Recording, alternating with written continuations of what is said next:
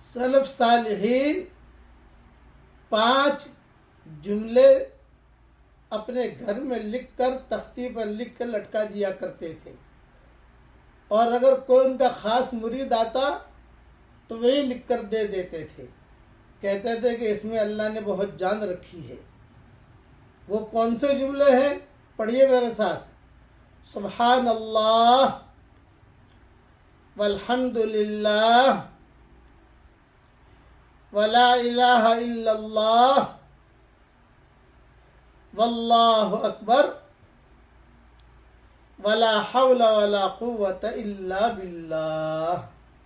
بس میرے پاس بھی کوئی آتا ہے تو یہ 5 جملے لکھ کے دے دیتا ہوں، اللہ تعالیٰ اس کا کام بنا دیتا ہے۔ آپ بھی لکھ کر رکھیے اپنے پاس اور پڑھنے کا بھی اہتمام کیجیے۔ یہ احب الکلام الی اللہ ہے، اللہ کے جملے بہت پسند ہیں۔ اللہ تعالیٰ ہم سب سے راضی